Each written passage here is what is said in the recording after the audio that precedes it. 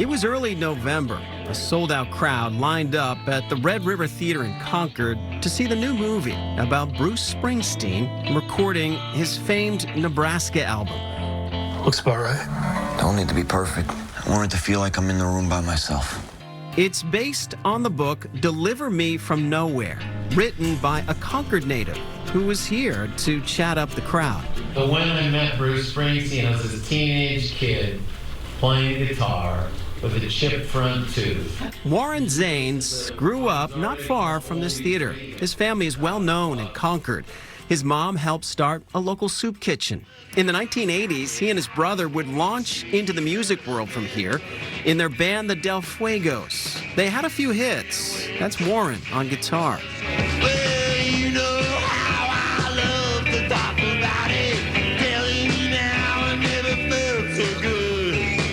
It's easy to point to moments where the town of Concord played a major role in shaping me. We caught up with Warren at Gibson's bookstore in Concord, where he was signing copies of his book. How does it feel to be back here in the capital city? It feels really good to be back. Warren told me how he ended up writing Bruce Springsteen's story.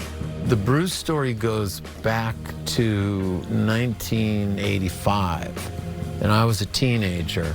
The Del Fuegos were playing a club in North Carolina.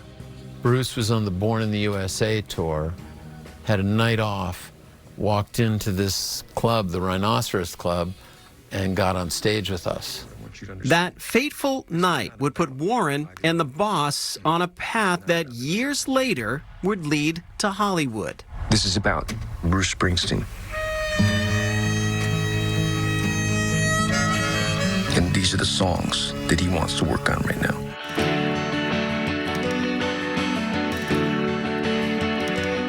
Warren Zanes has always been a fan of rock music and Bruce Springsteen.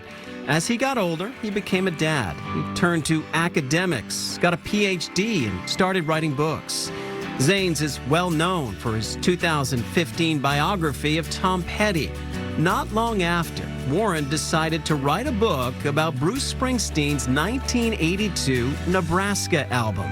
The album Nebraska, it always meant a lot to me. It's a very strange record. It's not finished. It's not perfect. It was recorded on a cassette in his bedroom.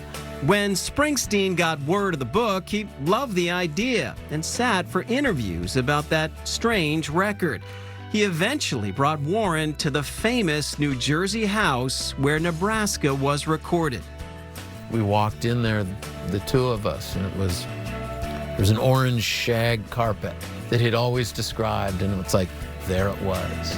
You know, it was like a time capsule. And we walked in there together, and that really completed my journey with writing that book. But this rock story wasn't over yet. 20th Century Studios wanted to turn Warren's book into a movie. Once again, Bruce was on board.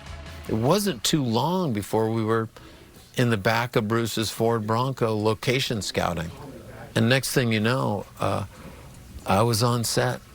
The film, starring Jeremy Allen White, was released in 2025. Warren got to see Bruce and his family as they watched his story on the big screen.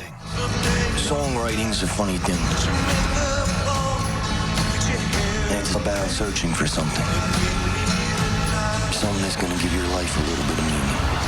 For me, the quiet of the film and that validation from his family and from Bruce, it was kind of all that mattered. To me as a writer, like, I felt like I was at the finish line and it was a victory. Today, Warren Zanes lives in New Jersey, teaches college classes, makes rock documentaries, and yes, every now and then he plays concerts with his old band, the Del Fuegos. When we get together, it's, you know, there's a little bit of time travel, it's a family reunion, and it's rock and roll. As for next chapters, Bruce Springsteen liked the Nebraska book so much, Warren is now writing Springsteen's full biography. The kid who grew up in Concord is hitting a new kind of music stride, which reminded Warren of another brush with fame. Like many New Hampshire natives, as a kid, Warren was on the famous Uncle Gus show on WMUR-TV. I remember they would hold a smile contest. And in one of these, I won the smile contest. And I really thought that was the peak of my fame. I thought, you know, now I have arrived. So to be back with someone from WMUR-TV, even though you're not Uncle Gus, close enough. It's good to be back.